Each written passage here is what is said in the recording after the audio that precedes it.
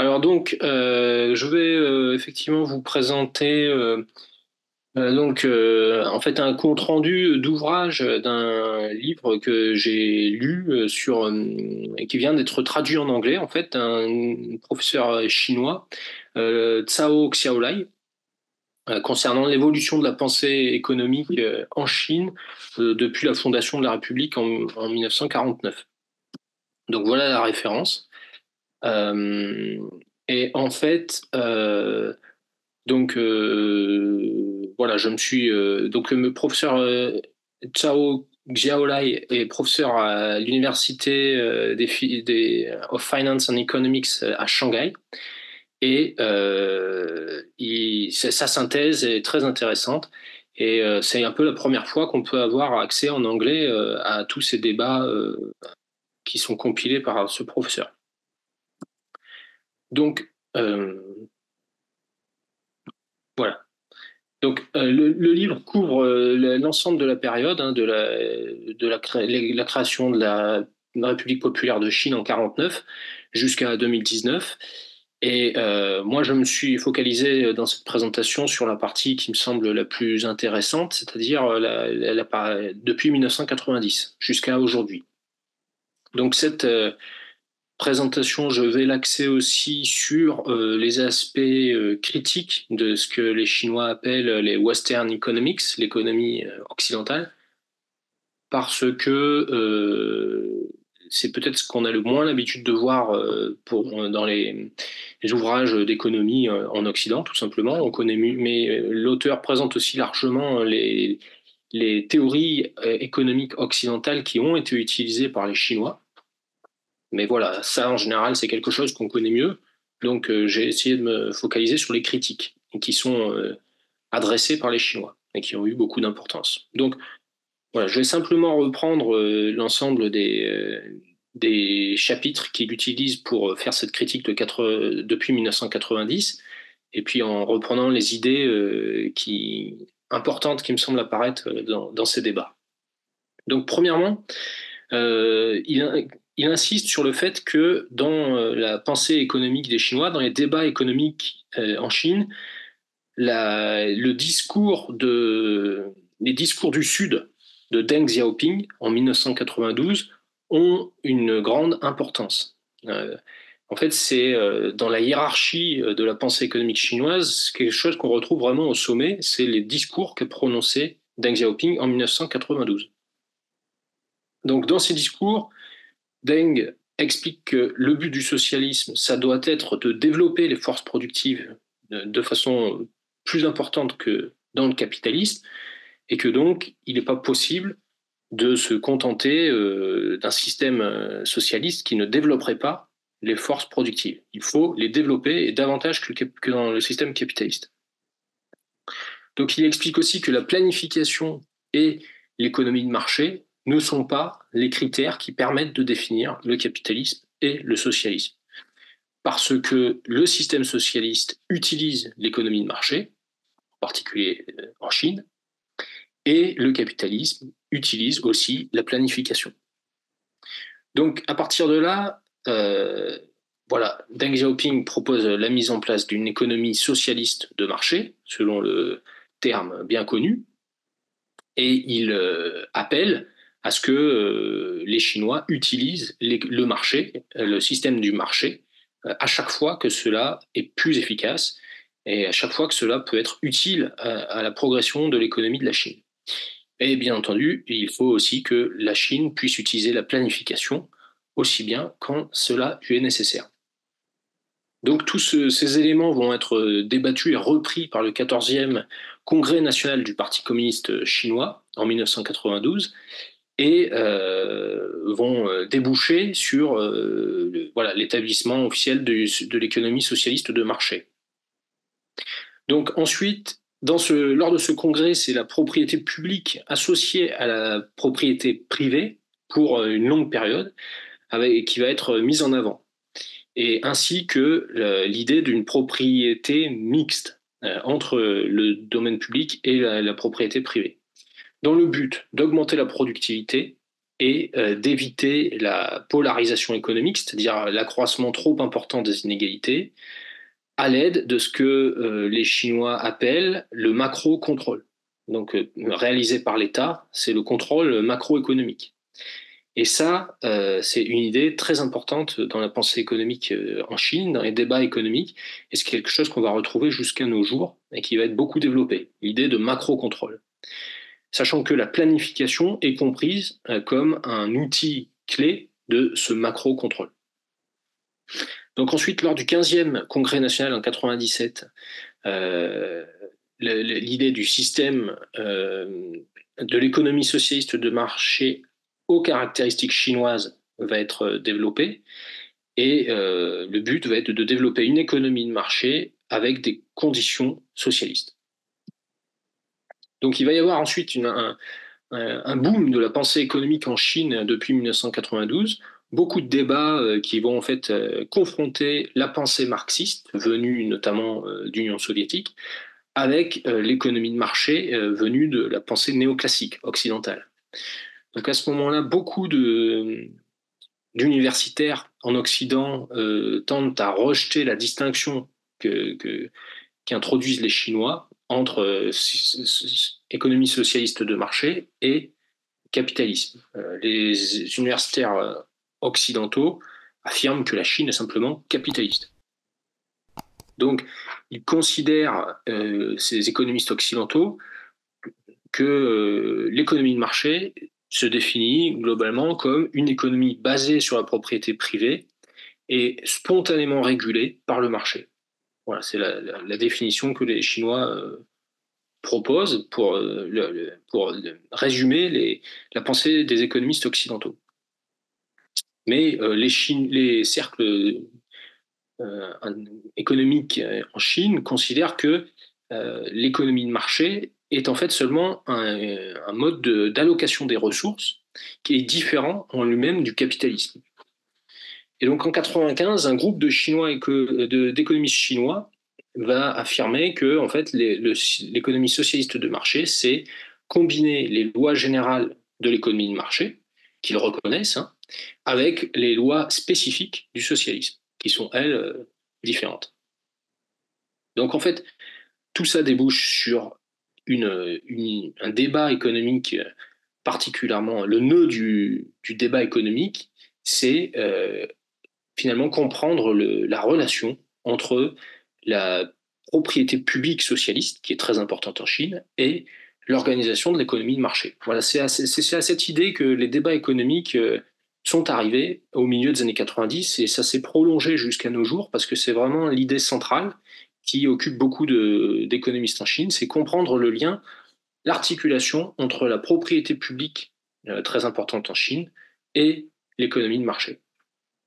Donc, en 2007, il y a donc le 17e congrès national du parti qui va conduire à un approfondissement de la libéralisation du secteur public, avec des réformes orientées vers le marché, avec l'idée que le marché peut rendre plus efficace un certain nombre d'entreprises publiques. Donc on va avoir vraiment cet approfondissement de la libéralisation. Mais dès cette époque, donc en 2006-2008, beaucoup d'économistes, comme par exemple Liu Guogang, montraient que il y avait une évolution qui était dangereuse. C'est-à-dire qu'il fallait pas oublier le terme de socialiste devant économie de marché. Et de la même façon, il fallait pas abandonner le terme de propriété publique comme le corps principal de l'économie. Et ça, cette idée-là, elle apparaissait déjà depuis le début des années 90 et après le congrès de 92. Et elle avait été un peu oubliée peut-être, au moins dans les discours dans les années 2000. Donc certains économistes appellent à ne pas l'oublier, en fait, à ce moment-là. Il y a une peur chez certains économistes de ce qu'ils appellent le fondamentalisme de marché ou la pan-marketization, quoi. C'est-à-dire, je ne sais pas comment on peut traduire ça en français, mais voilà, l'idée de développer les marchés sans limite. Et le 17e congrès lui-même appelle également, en plus des mesures de libéralisation, à améliorer le macro-contrôle. On retrouve toujours cette idée, et à ne pas simplement adopter la théorie du laisser-faire. Voilà. Donc il y a quand même à ce moment, l'évolution qui est la plus libérale dans le débat d'idées en Chine, il y a toujours l'idée qu'il faut renforcer le macro-contrôle et ne surtout pas l'abandonner, c'est-à-dire l'action de l'État. Donc en Occident, à cette époque, l'auteur note qu'il y a une victoire apparente des penseurs des marchés libres, free market, sur les keynésiens. Mais dès cette époque, et ça va avoir beaucoup d'importance aussi en Chine, il va y avoir, avec la crise de 2007-2008, la crise financière, beaucoup de questionnements sur les conséquences théoriques de cette crise. Et donc ça, c'est un mouvement qui se produit évidemment en Occident et qui va se produire aussi en Chine. Donc en 2012, le 18e congrès national du parti, c'est la première fois que des mesures pour améliorer l'économie socialiste de marché en elle-même sont recherchées par le Congrès national. Et donc, ils appellent à une meilleure définition scientifique des frontières entre le marché et l'action du gouvernement. Et ça, c'est quelque chose qu'on retrouve dans leur débat jusqu'à nos jours. Quelle est la frontière? Où s'arrête l'action du gouvernement? Où commence celle du marché? Ça, c'est vraiment quelque chose de central dans leur débat. Alors, le 19e congrès ensuite du parti en 2017, donc pareil, il appelle à approfondir l'allocation des ressources par le marché, mais aussi il souligne l'importance d'interventions gouvernementales efficaces. Donc il réaffirme l'importance du macro-contrôle, de la supervision, et il va plus loin en demandant le renforcement des services publics. Donc voilà. Ensuite, il y a si l'auteur essaie de classifier un peu les différents débats qui existent en Chine durant toutes ces années. Donc il dit qu'il y a un intérêt qui est très grand, de toute façon, c'est clair, pour la microéconomie occidentale et la recherche d'optimum de Pareto sur les marchés. Ça, c'est une partie de la recherche chinoise qui va être très influencée par l'Occident et qui va être reprise largement en Chine. Mais à côté de ça, de cette théorisation microéconomique du marché, il y a donc cette théorie du macro-contrôle qui se développe depuis 1992, depuis le 14e congrès. Donc les principales fonctions du macro-contrôle, c'est la planification, c'est l'information, c'est organiser et coordonner, fournir des services, l'inspection et la supervision. C'est comme ça qu'ils le définissent, en tout cas au départ.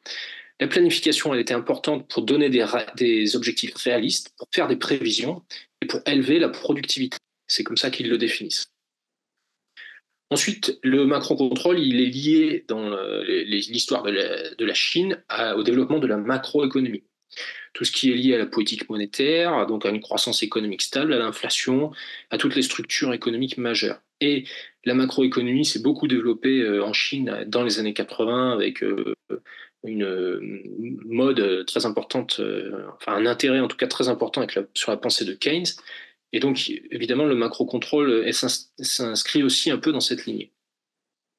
Alors, en 2002, le Congrès national appelle à un renforcement du macro-contrôle à travers les services publics et le management social.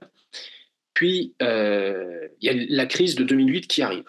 Et ça, vraiment, ça va renforcer l'importance, ça va légitimer l'idée de l'emploi public, du plein emploi, de l'industrialisation comme des objectifs du macro-contrôle et de l'importance de maintenir une croissance économique stable. Donc ensuite, les congrès suivants du 17e, 18e, 19e vont répéter à chaque fois l'importance du macro-contrôle et la nécessité de mieux le définir en termes scientifiques, pas que ce soit simplement un outil pratique, finalement pas théorisé, mais qu'il soit très important de lui donner une définition scientifique, de le soutenir par des théories économiques réalistes. Donc beaucoup de débats vont exister autour de la nature et de l'efficacité du macro-contrôle chinois. Certains diront que la Chine a besoin de plus de libéralisation, que simplement il faut réduire en fait l'action de l'État et développer le marché. Mais certains diront aussi que ça, c'est plutôt l'approche du néolibéralisme et du consensus de Washington. C'est comme ça que vont être appelées ce type de théorie en Chine, et que ça a conduit certaines économies occidentales à s'effondrer dans les années 80 et 90. Donc il y a toujours une critique de ces théories. Et un autre aspect important de la pensée économique chinoise, c'est l'importance de la stratégie de développement dans leur pensée économique. Donc ça a commencé en fait dès Deng Xiaoping, qui soulignait l'importance de l'industrie pour le développement général de la Chine. Et ça a continué ensuite au 19e Congrès national en 2017, l'importance du développement et d'un développement centré sur les gens, avec l'approfondissement certes des réformes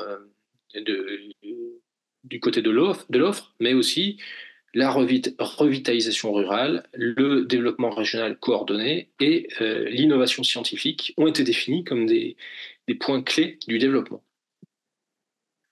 Un aspect très important de la stratégie de développement chinoise, c'est la concentration, la focalisation sur l'économie réelle et la lutte contre le risque d'effacement industriel, on pourrait dire. C'est industry hollowing.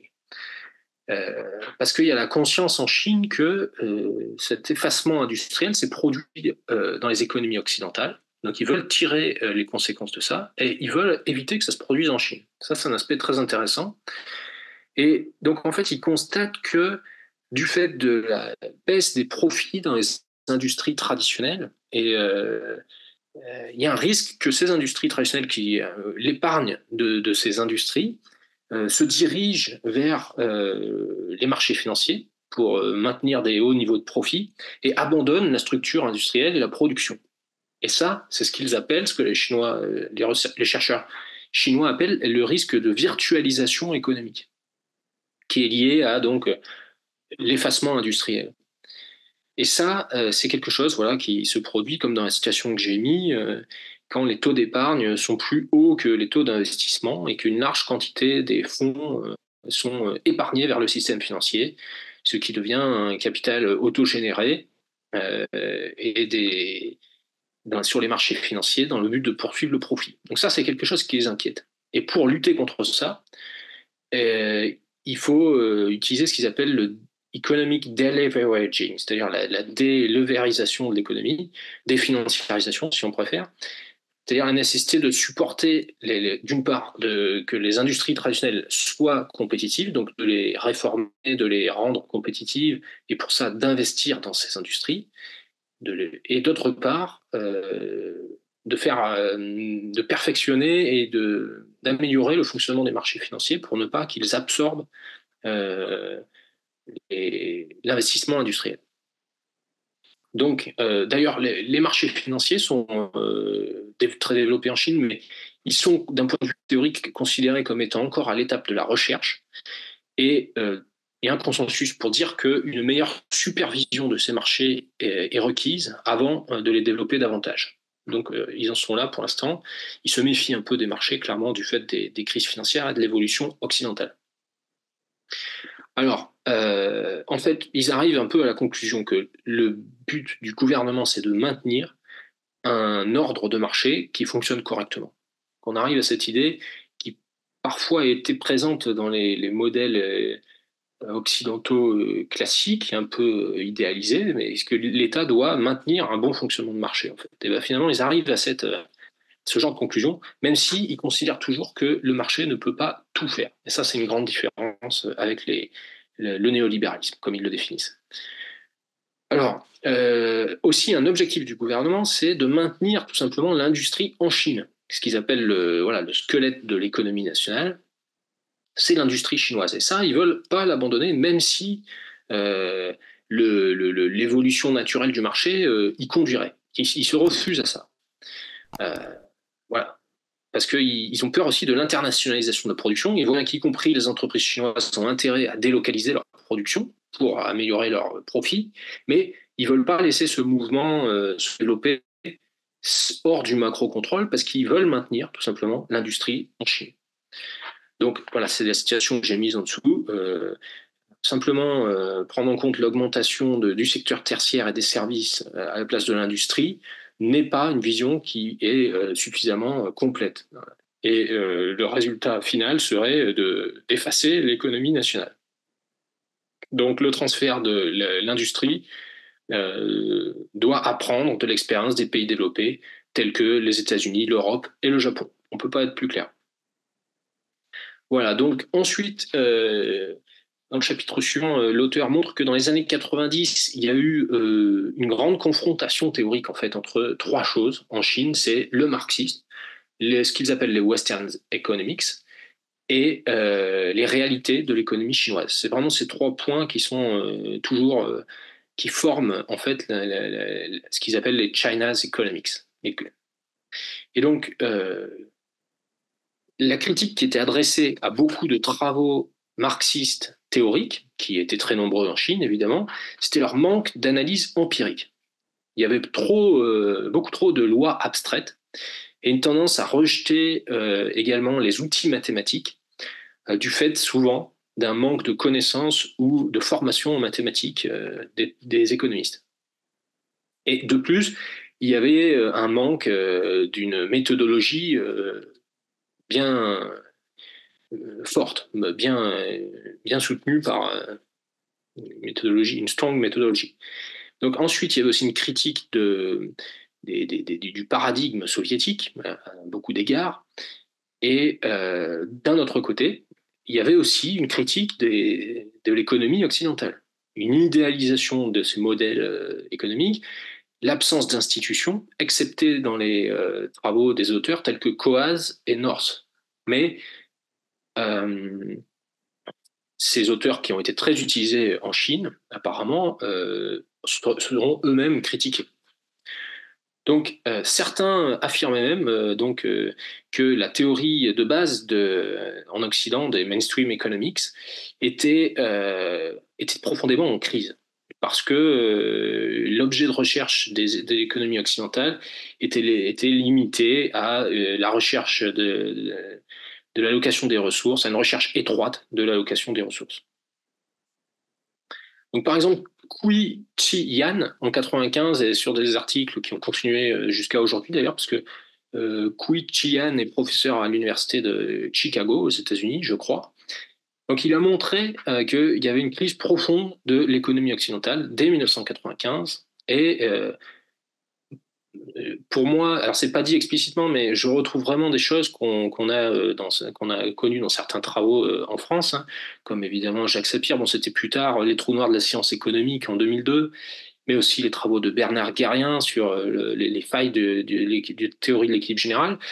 Bon, je pense qu'on retrouve un peu la trace de tout ça parce que cet auteur fait appel à ça. Il explique qu'il n'y a pas de base microéconomique en fait pour la théorie de l'équilibre général, qu'il n'y a pas de théorie économique universelle acceptée et que les preuves de la théorie de l'équilibre général de Debreu et Arrow en fait ont échoué.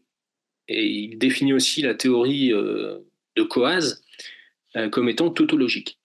Donc voilà, un seul, enfin c'est pas un seul économiste, mais c'est certains économistes parmi d'autres hein, en Chine, puisqu'il y a toujours un débat. Mais voilà, il y a déjà des critiques très sévères contre l'économie occidentale dès cette époque. Donc il y a de l'idée de l'avis de l'ensemble de ces économistes la nécessité de créer un nouveau paradigme chinois en fait, qui cherche autant que possible à unifier les différentes théories économiques. Et il y a un consensus autour du fait que l'économie occidentale se concentre en fait sur la relation entre les gens et les objets, alors que le marxisme, lui, est plus sur la relation entre les gens. Donc il y a beaucoup de débats intéressants qui sont encore en cours, en fait, parce qu'il n'y a pas eu de théorie définitive, hein, tout ça est encore en discussion. Et l'ensemble de ces débats forment vraiment ce qu'ils appellent voilà, les China's Economics, par opposition aux Western Economics.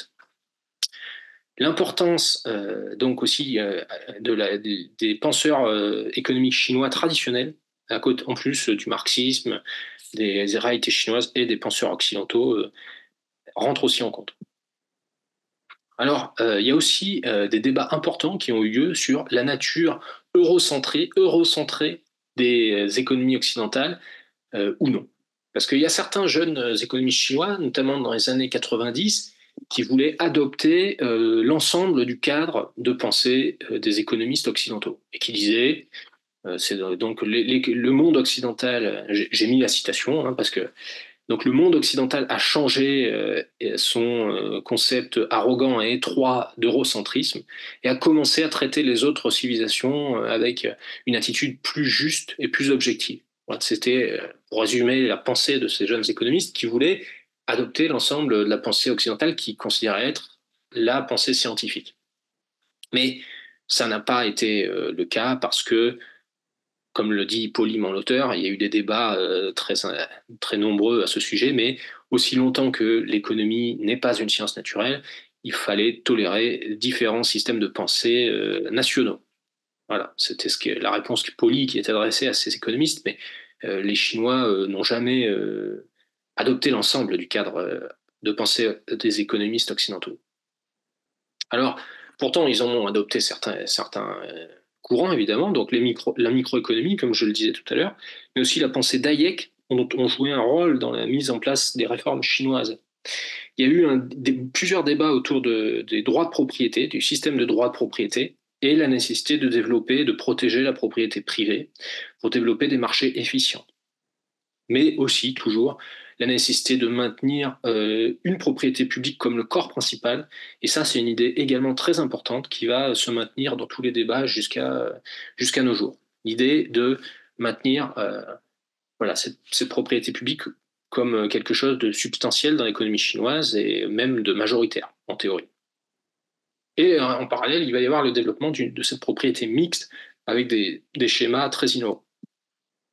Alors la crise financière 2007-2008 va jouer un rôle important pour légitimer la propriété publique comme le corps principal et les réponses des autorités chinoises à la crise vont passer par les entreprises publiques. Donc ça va légitimer vraiment cette idée qu'elles ont un rôle en fait dans le maintien au moins de la demande globale, ces entreprises publiques moins compétitives, moins productives que les entreprises du marché. Donc voilà, là vraiment la crise financière va les justifier. En 2010, un article de Zhang Yu montre qu'il y a un danger en Chine de détruire cette position dominante des entreprises publiques si le processus de privatisation se maintient selon ces tendances. Mais finalement, ces tendances à la privatisation se sont stabilisées depuis les années 2010 et la propriété publique s'est maintenue jusqu'en 2019.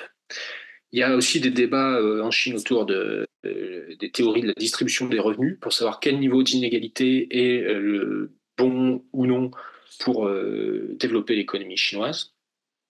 Et donc, ensuite, les différentes explorations qui existent autour de l'économie chinoise. Bon, alors, il y a un discours du président du Xi Jinping en juillet 2016 sur l'idée qu'il faut à la fois adopter la pensée économique de Marx comme un guide pour résumer et poursuivre les progrès de la Chine, notamment depuis Deng, et tirer aussi les leçons des éléments les plus utiles des économistes occidentaux.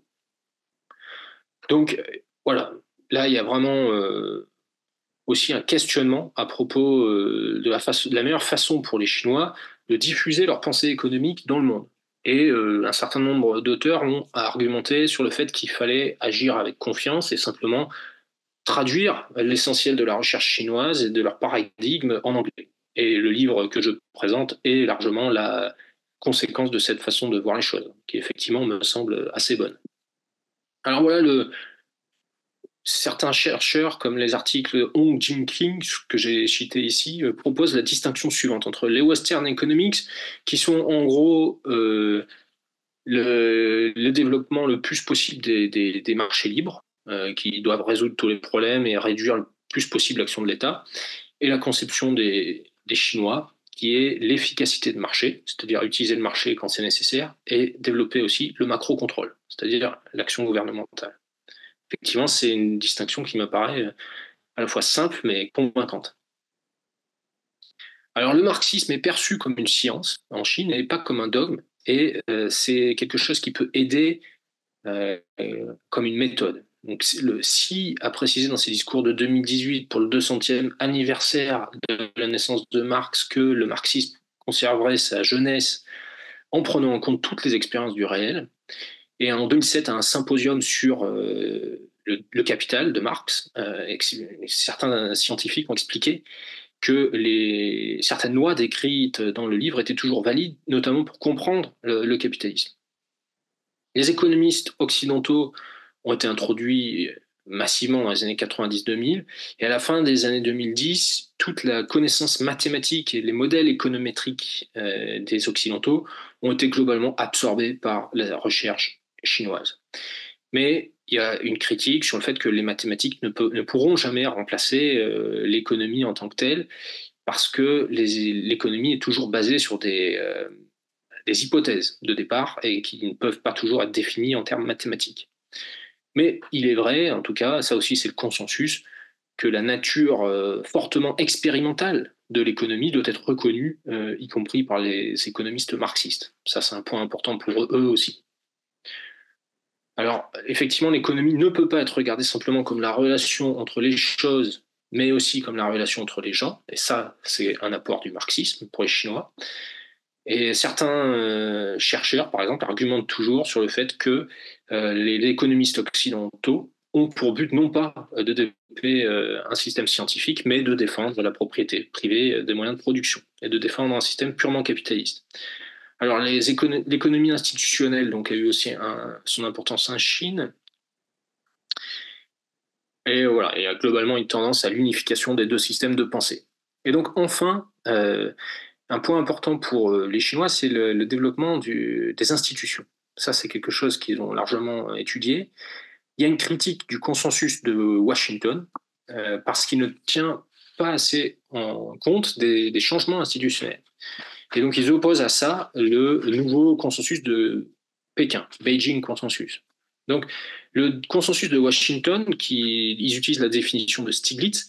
Pour eux, c'est la privatisation, la libéralisation et la stabilité macroéconomique, notamment la stabilité des prix.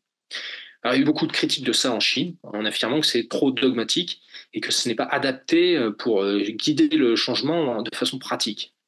Alors, le consensus de Pékin, tel qu'ils l'ont défini, est plus concerné par le changement institutionnel, avec une grande influence des économistes venus d'Europe de l'Est et principalement János Kornai, le Hongrois, qui a été très influent dans la transition chinoise. Notamment le livre de Kornai, Economics of Shortage, l'économie de la pénurie, qui a donc atteint un succès considérable dans le domaine de la théorie économique chinoise en raison de son grand pouvoir explicatif. Alors sinon, il y a trois théories occidentales qui ont eu beaucoup d'influence dans les cercles chinois. Donc la nouvelle économie institutionnelle, l'économie des choix publics de Buchanan et la logique de l'action collective de Olsen. Alors en fait, le terme de transitionnel, d'économie de la transition, a peu à peu est devenu une branche de l'économie, c'est-à-dire comparer les transitions des économies ex-socialistes en Europe de l'Est, en Russie et en Chine. Et au début du XXIe siècle, ce qu'ils appellent l'économie de la transition a été progressivement remplacée par l'économie évolutionnaire. Alors là, ça les intéresse beaucoup, l'économie évolutionnaire. Donc, ils disent que bien que tout part dans le travail occidental, du travail de Darwin, hein, dans le domaine de la biologie, mais très vite, ça a été repris par des économistes tels que Veblen, Schumpeter et puis Hayek. Et donc ça, pour eux, c'est quelque chose de très utile et qu'ils aiment utiliser. Et certains universitaires en Chine parlent d'une révolution scientifique, l'idée que l'économie est une science évolutionnaire, ou peut l'être en tout cas.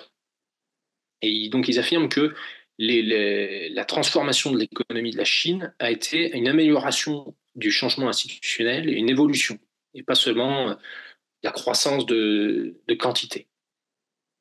Alors, beaucoup de critiques du néolibéralisme sont faites par les économistes chinois, qui résument souvent comme donc étant simplement la volonté que le marché et le mécanisme des prix résout tous les problèmes et permet l'équilibre économique. Voilà, c'est comme ça qu'ils résument le néolibéralisme.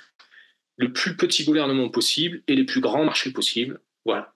Mais ils disent que ça manque souvent de réalisme. Donc, il y a une accusation de cette théorie néolibérale d'être une idéologie plus qu'une pensée économique. Et le développement économique, l'économie de développement, pardon, c'est un domaine important pour la pensée chinoise. Pas seulement donc l'économie de l'équilibre. Donc, ils utilisent beaucoup des auteurs occidentaux, là encore, pour l'économie de développement. Donc, Rostow, Myrdal, Hirschman et le français Pérou. Ils ont été beaucoup étudiés en Chine. Et ils montrent donc le rôle clé du gouvernement dans l'action et de la connaissance scientifique et des institutions dans le développement. Ils étudient aussi beaucoup, comme on en a déjà parlé, le processus de désindustrialisation et le phénomène de d'effacement industriel.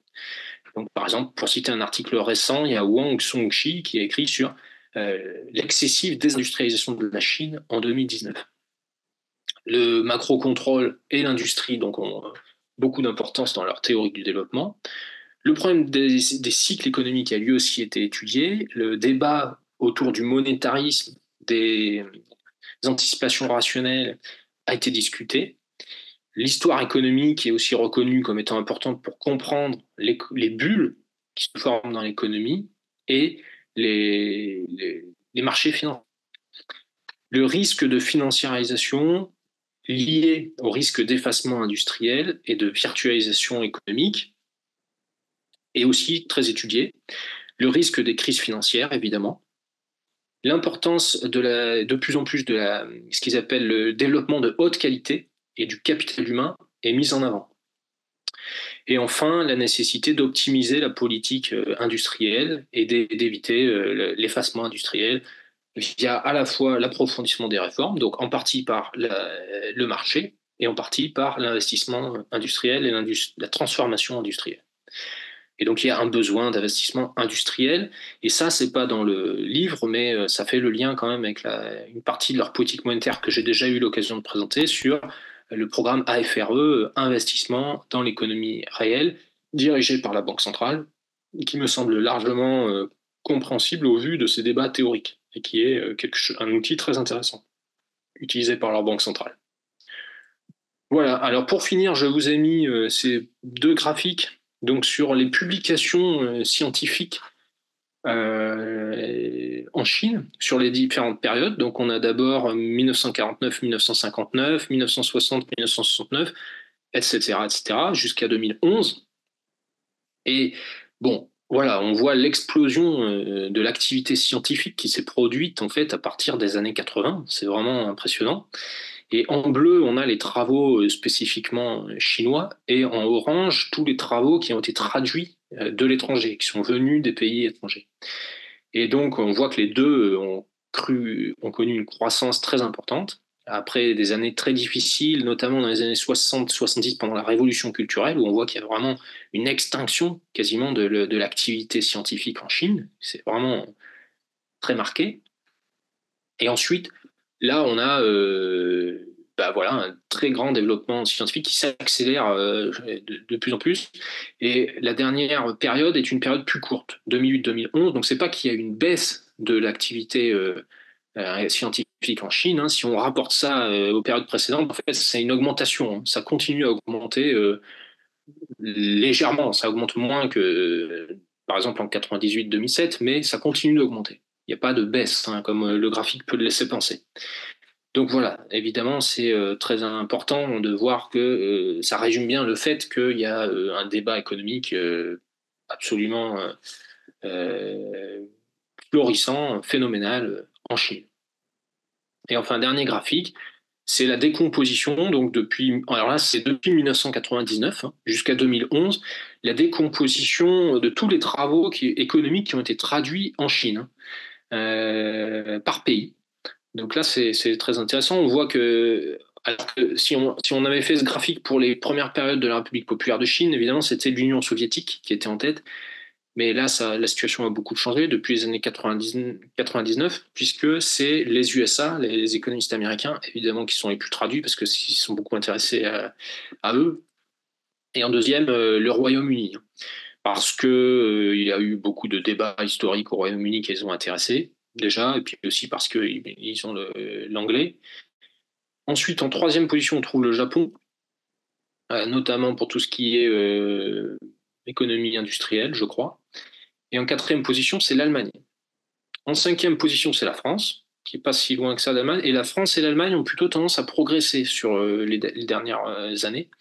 Et ensuite, on trouve le Canada, la Russie, l'Australie et l'Italie. Voilà. Donc ça, c'est pour montrer la variété des publications internationales en Chine. Et c'est vrai que leurs débats théoriques sont tout à fait représentatifs de cette grande ouverture au monde. Voilà. Bah, écoutez, je vous remercie. J'ai terminé.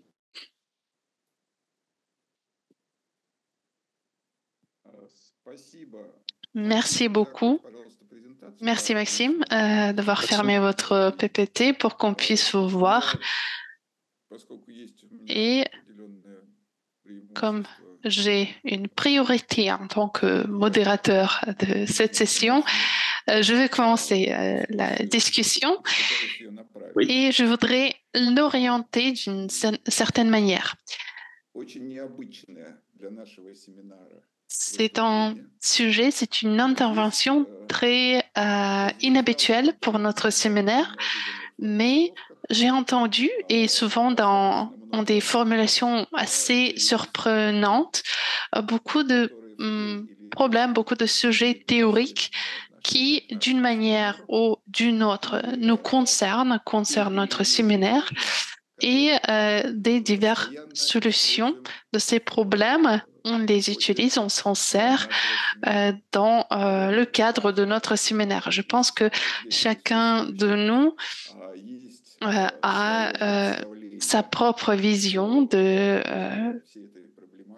cette problématique autour de la Chine, mais parfois on a du mal à formuler cette vision parce que il nous manque parfois même de la terminologie, des termes adaptés. Et moi, je suis très solidaire avec les Chinois en ce que concernant cette opposition entre le socialisme et le capitalisme, ça va pas trop. Et de point de vue d'approche des divers sujets économiques, cette opposition entre socialistes et capitalistes, ça me plaît pas du tout.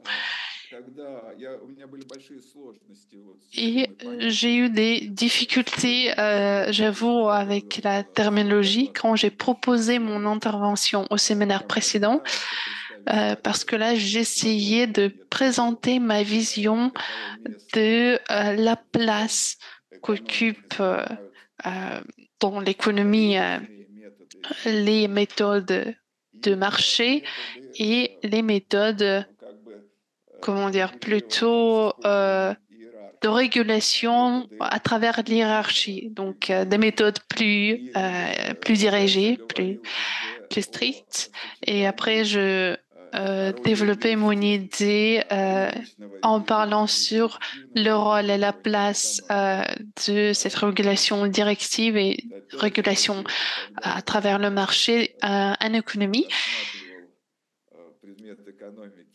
Et je considérais le sujet de l'économie comme une relation, un rapport entre les personnes et non pas entre les ressources.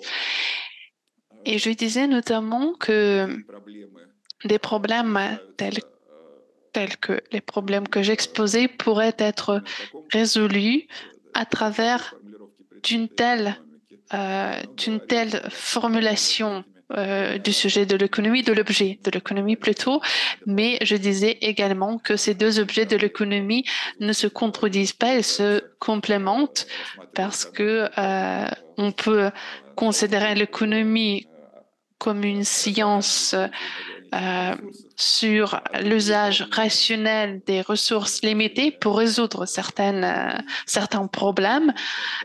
Et d'autre part, on peut également approcher l'économie comme un rapport entre des personnes, des différents acteurs pour résoudre d'autres problèmes.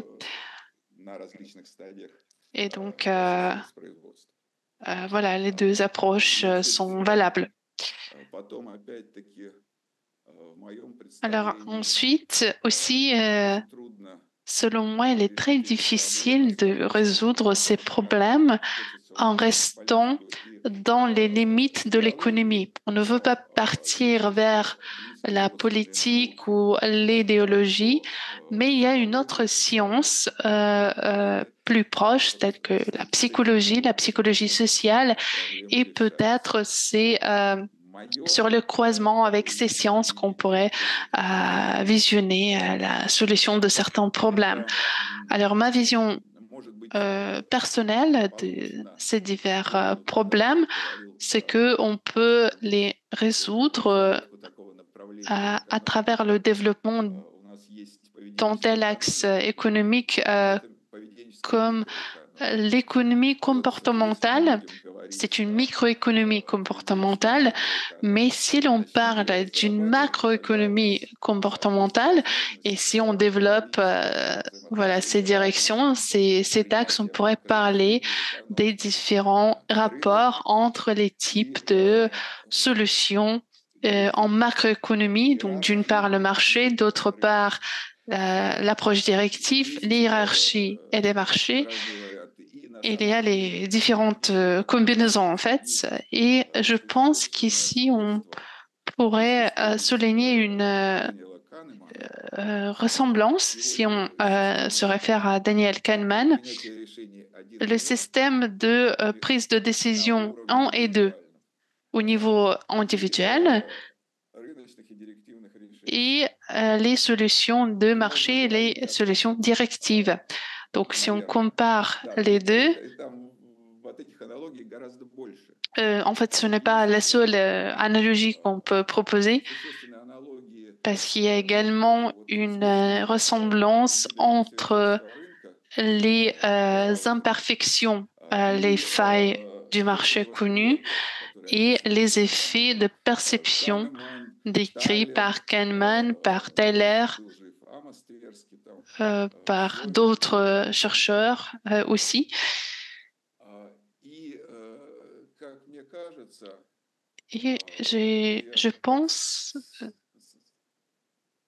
je ne veux pas développer mon idée en détail parce que cela nécessite beaucoup de travail en fait.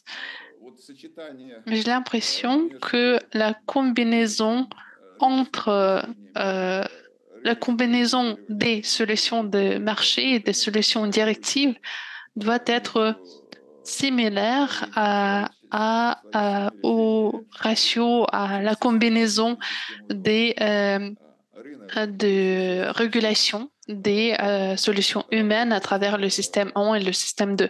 Parce que le marché, pour sa majorité, fait tout beaucoup plus vite et demande moins de ressources dépensées pour ces actions, y compris des ressources de gestion.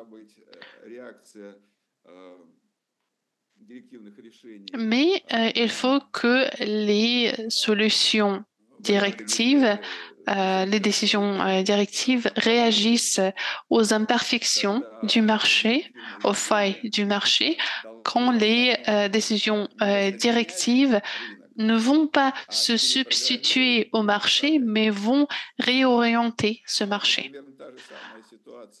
On a à peu près la même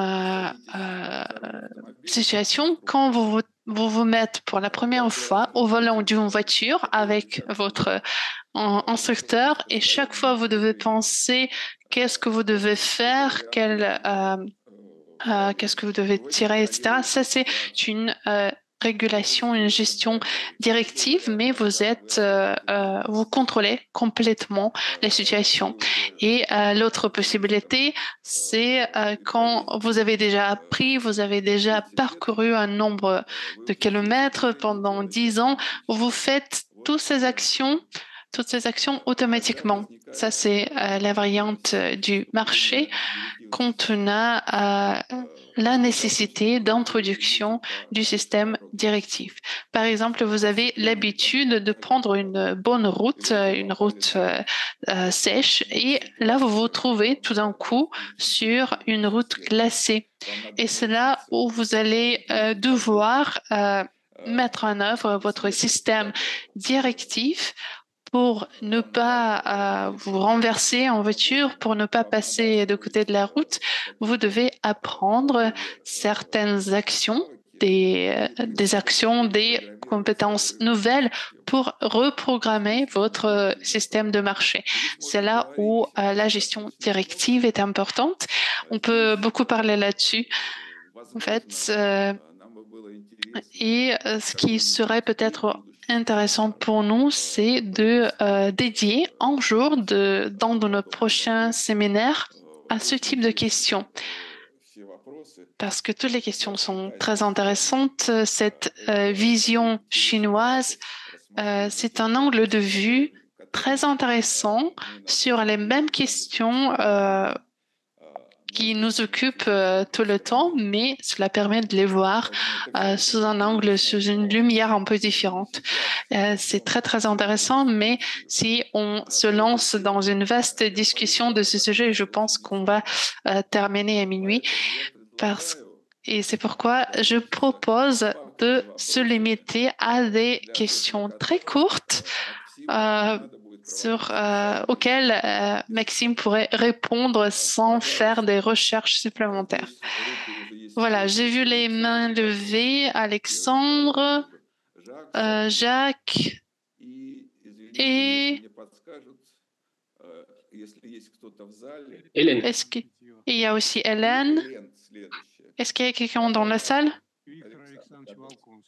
Et professeur Volkonski dans la salle.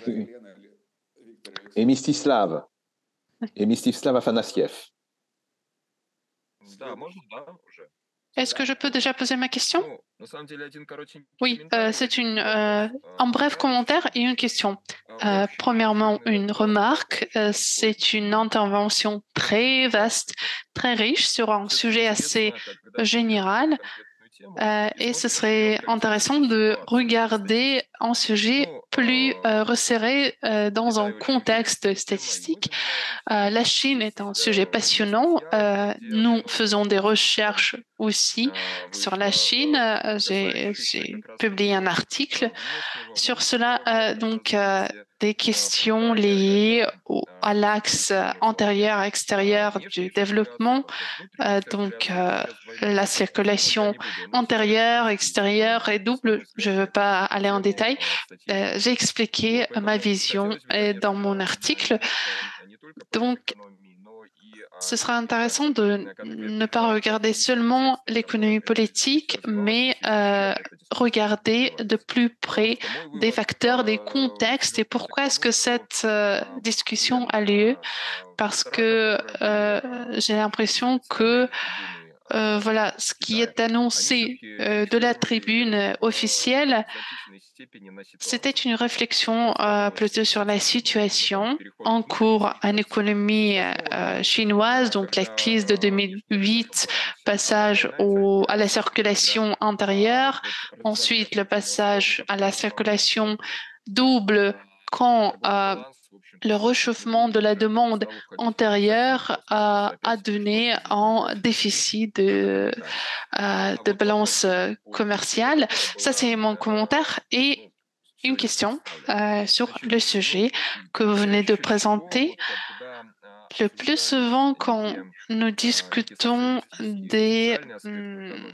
quand on discute des aspects socialistes et sociaux de l'économie, on a deux sujets. La propriété publique, donc on peut avoir de la propriété publique ou limiter la propriété privée d'une autre manière, et c'est un des aspects de redistribution des revenus, parce que vous pouvez avoir la propriété privée, mais avec une grande charge de dette et redistribuer les revenus à travers le budget pour des destinations sociales. Et un autre aspect qu'on peut ajouter depuis récemment, c'est cette flexibilité et cette perméabilité des frontières entre la propriété publique et la propriété privée. On assiste à cela aussi en russe quand la propriété privée, y compris la propriété étrangère des étrangers, a été limitée, tel que le flux vers l'extérieur des capitaux, etc. qu'est-ce qui était plus présent dans cette économie chinoise? Est-ce que c'était question vraiment de la propriété ou plutôt de redistribution des revenus en tant qu'outil qui pourrait remplacer le contrôle de propriété? À quel point il y a eu un changement, une évolution dans cette discussion sur ces deux axes? Si vous pouvez brièvement répondre à cette question, à quel point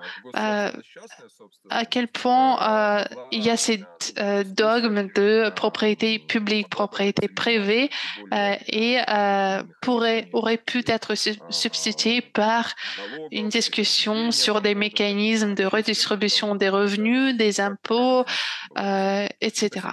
Merci. Oui, eh ben, merci pour votre commentaire et pour votre question. C'est un sujet qui est central apparemment pour eux, hein, de cette question de l'articulation entre la propriété publique et la propriété privée. Et c'est un débat qui n'est pas tranché, en fait, hein, j'ai l'impression définitivement. Effectivement, il y a quand même l'attachement très fort à ce concept défini par Deng Xiaoping de la propriété publique comme le corps principal de l'économie. Donc, comme tout ce qui a été un peu posé par Deng Xiaoping dans son discours du Sud en 92, c'est quelque chose qui est un peu qui est fort hiérarchiquement dans leur pensée. Ils ont du mal à vraiment l'abandonner, mais ils peuvent le faire s'ils pensent que c'est justifié scientifiquement.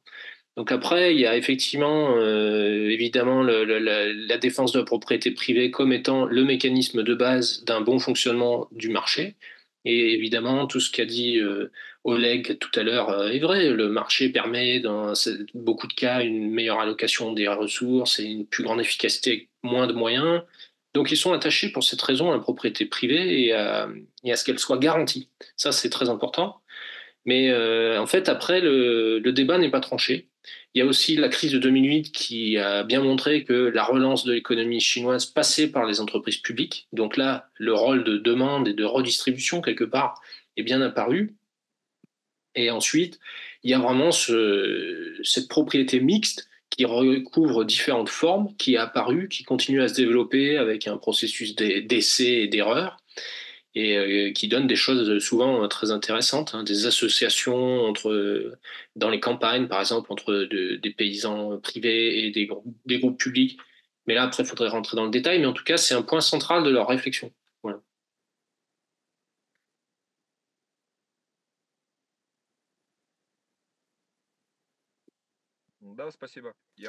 Merci, merci, c'est compris. Pas de problème. Un très rapide commentaire pour dire que Maxime a abordé une question qui est amplement débattue, qui a été amplement débattue et qui le reste aujourd'hui. C'est la question de savoir est-ce qu'il y a bien une pensée économique globale ou est-ce que cette pensée économique va suivre différents cours en fonction des traditions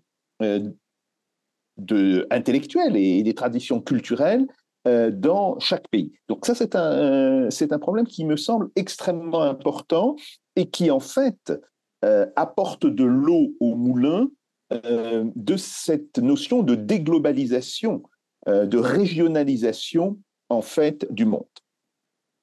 Après, j'ai deux questions très précises. La première, c'est de savoir est-ce que dans le débat actuel en Chine, on voit réapparaître le nom de Henri Carré et de Friedrich List. Alors, pourquoi je vous dis ça? C'est que en réalité, ce sont des noms qui ont été extrêmement importants dans la formation des économistes chinois avant 1949. Et il me semble que récemment, enfin disons depuis une vingtaine d'années, on les voit réapparaître dans le débat chinois. C'est important parce que, évidemment, ce sont deux auteurs qui sont surtout connus comme des critiques du libre-échange, mais c'est une vision assez réductrice.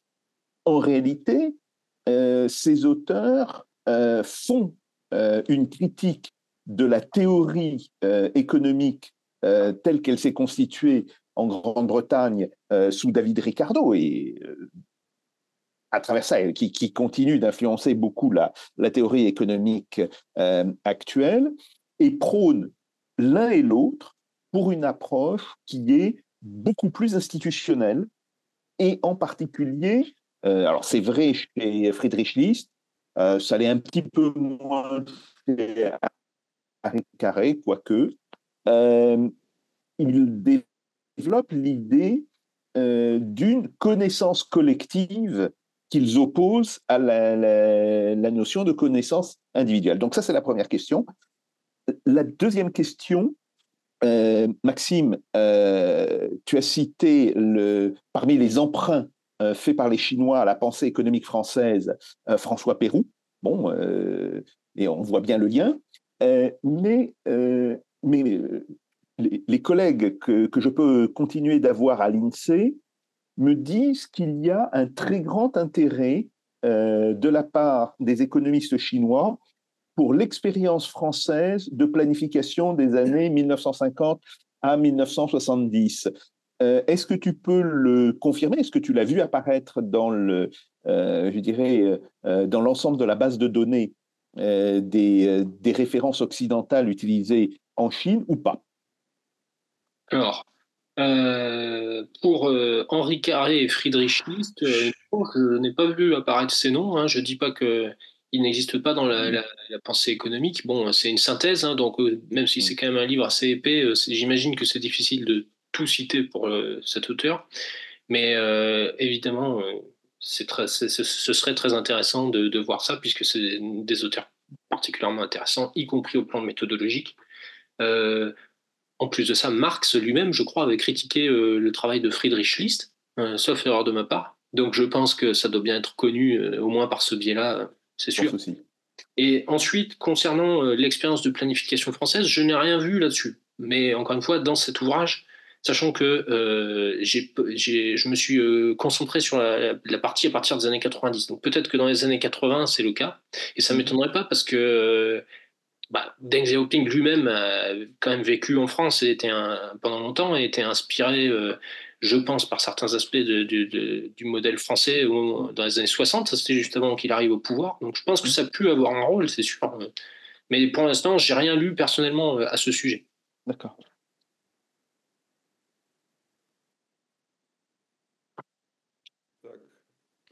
Alors, merci. On va passer la parole à Hélène. Voilà, c'est également des deux questions de curiosité sur la lecture détaillée de cet ouvrage chinois traduit en anglais et l'analyse que nous en a fait Maxime. Est-ce que explicitement le thème de l'aménagement du territoire et de la coordination des politiques économiques liées à l'aménagement du territoire apparaît vraiment? Il me semble que d'après ce que tu avais dit, il y avait quand même des notions assez proches. Donc, je voudrais ton avis sur le sujet. Et deuxièmement, il me semble que toute l'analyse repose sur vraiment une approche pragmatique entre la théorie et le réel.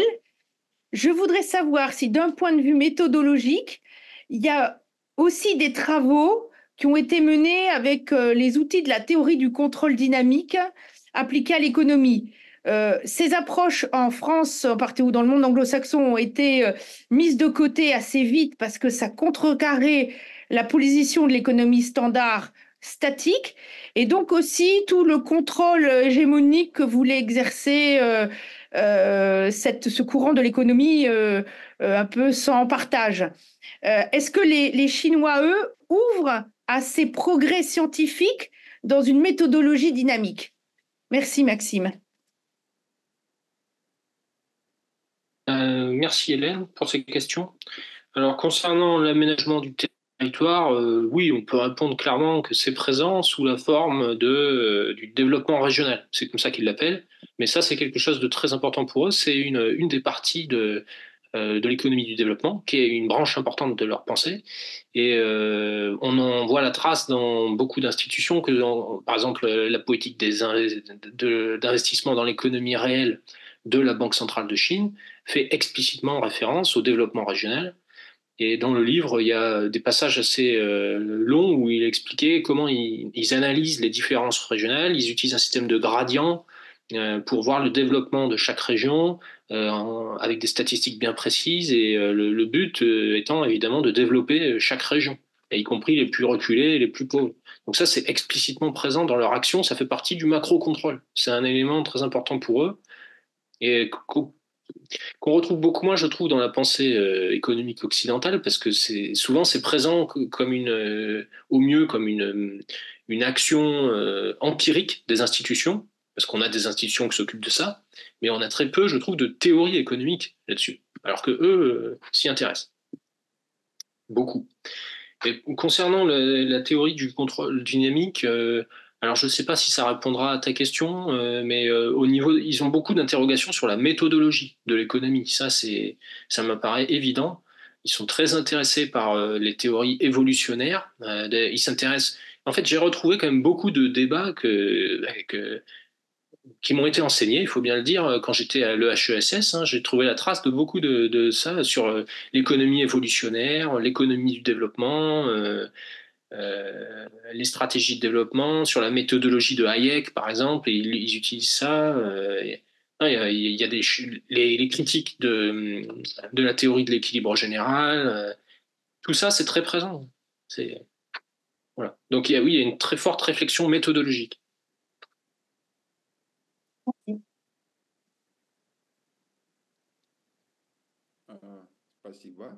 Merci beaucoup. Je passe la parole à Mstislav, s'il vous plaît, pour votre question.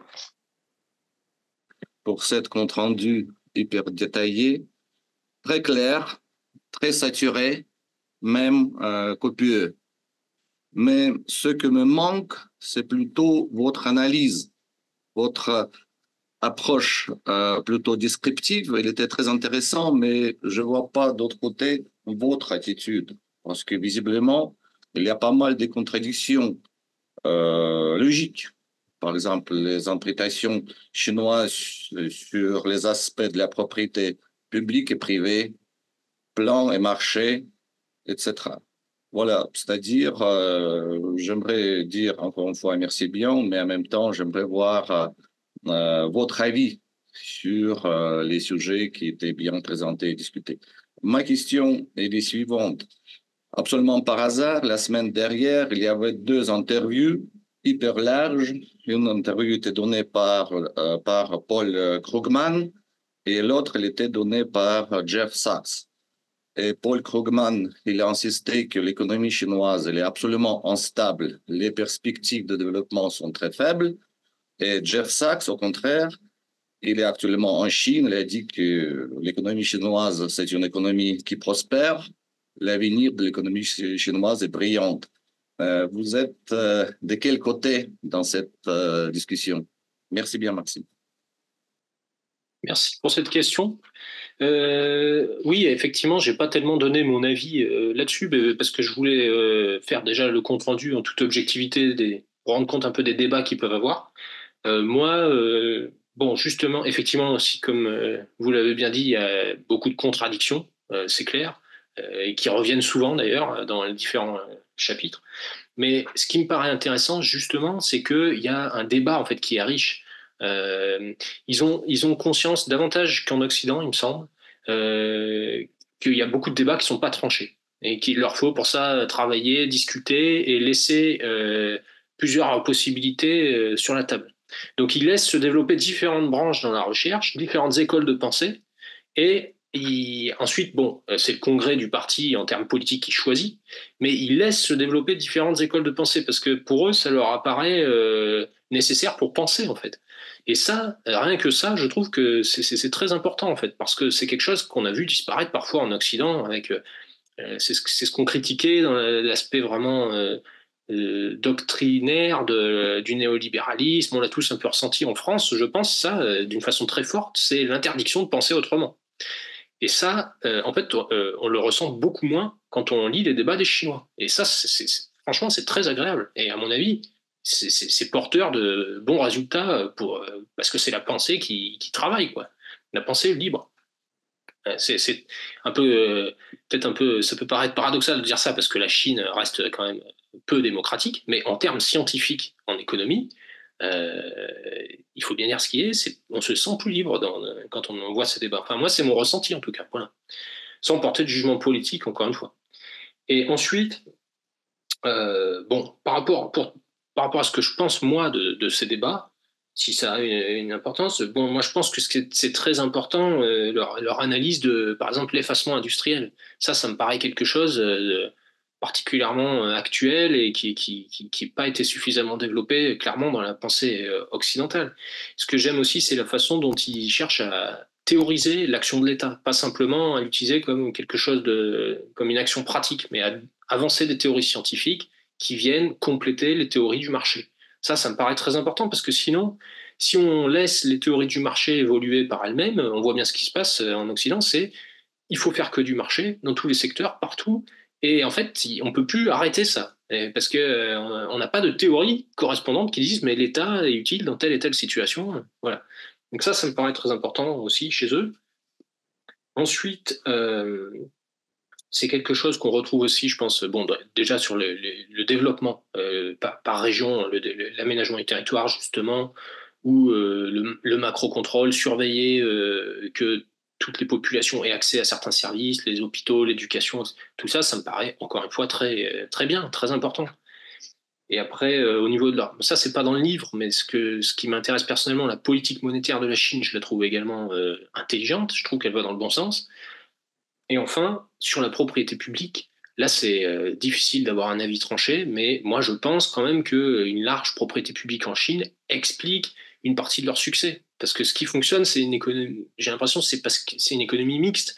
La partie de la propriété publique en Chine les protège des crises.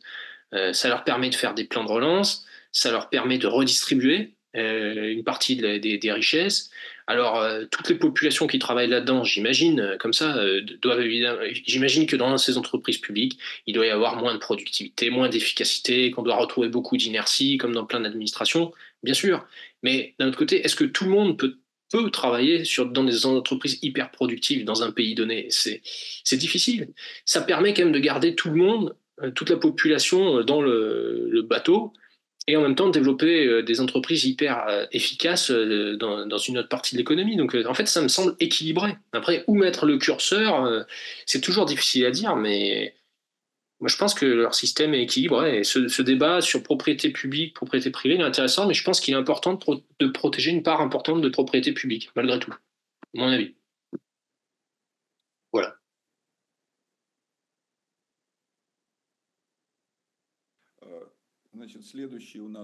Donc, maintenant, on passe à M. Volkonski. Je vous en prie. Il me semble que la valeur principale de cette intervention, c'est le fait que ce sujet,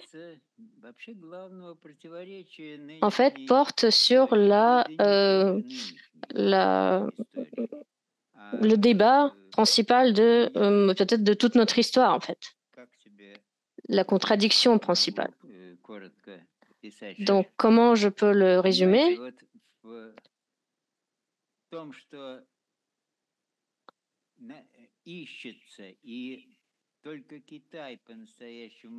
En ce qui concerne ce que la Chine a peut-être arrivé à retrouver une certaine synthèse de marché et de plan, c'est une partie de cette confrontation des civilisations entre l'Occident et la Russie et la Chine de l'autre côté.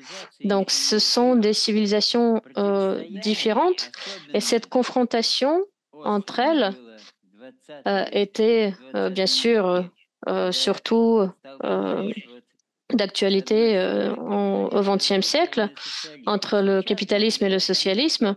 Aujourd'hui,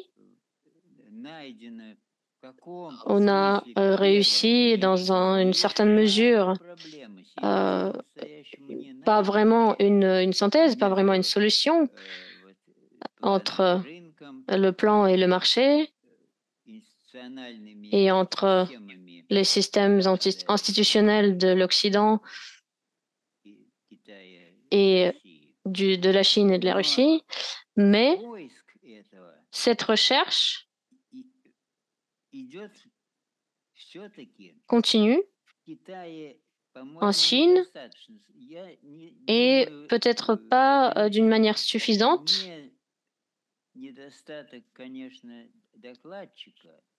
Et je pense que ce n'est pas un manque de la part de l'intervenant ou de la part de ce livre. Peut-être que il y a peu d'attention qui soit portée sur cette confrontation entre les civilisations. Et peut-être que on l'analyse pas assez. Et on continue la discussion en des termes qui sont utilisés dans l'économie. Mais en fait, là, il ne s'agit pas tellement de l'économie, mais du fait que les idéologies sont différentes.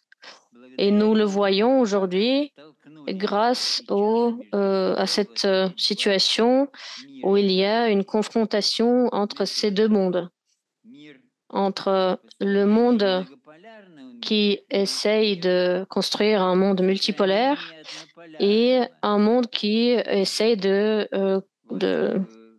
conserver un monde unipolaire.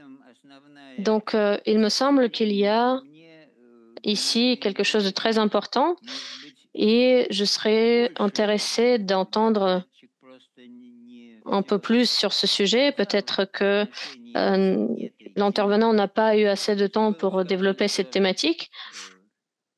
Donc, nous avons entendu effectivement qu'il y a une contradiction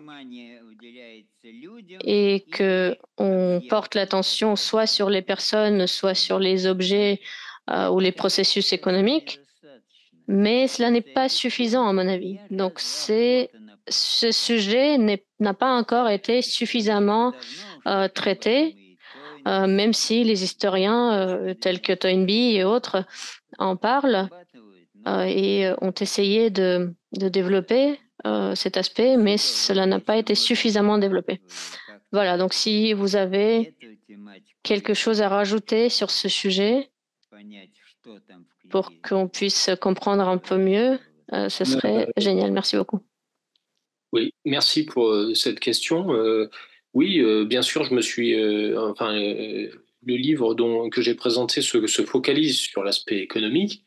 Pour lui, c'est un débat économique. Eux, leur façon de voir les choses, c'est de ce débat économique, il ressortira quelque chose non seulement pour la Chine, mais pour la pensée économique en général. Et ça, c'est quelque chose qui peut être, qui sera en fait pour l'humanité. Ils le disent explicitement à un moment donné. Donc, moi, je l'ai quand même ressenti comme ça, comme un apport à la science économique. J'ai l'impression qu'ils sont en train de faire progresser la science économique en elle-même, mais évidemment, ne soyons pas naïfs. Il y a derrière la confrontation qui existe entre différents blocs, différentes nations. C'est très clair. Maintenant, mon sentiment, c'est que les Chinois, par rapport à la pensée économique, bon, ils ont pu être en retard par le passé, évidemment. Dans de nombreux domaines, et notamment dans le domaine de l'économie, mais ils ont rattrapé ce retard et aujourd'hui, ils me donnent l'effet d'être en avance, en fait, parce qu'il y a une qualité de débat que, à mon avis, n'existe pas ou plus en Occident. Donc ça, je pense que ça aura des conséquences, en fait, importantes pour l'Occident. Je me prononce moins sur la Russie parce que je connais certainement moins, malgré ma participation régulière à ce séminaire, mais pour l'Occident, je pense que que ça va affaiblir l'Occident de ne pas avoir un débat économique au niveau de la Chine et d'avoir quelque chose qui est trop dogmatique en fait et qu'on a, je pense, beaucoup ressenti en Occident ces dernières années. Et donc, à mon avis, ça va être un outil, un enjeu de faiblesse de l'Occident dans les années à venir. Et donc, je pense que ça durera pas éternellement, voilà, parce qu'il y aura bien un moment donné où il y aura une prise de conscience de ça, parce que ça aura des conséquences politiques, géopolitiques graves pour l'Occident, et ça c'est déjà un peu le cas à mon avis. Voilà, donc je pense que ça changera en fait, mais bon, comment ça je sais pas.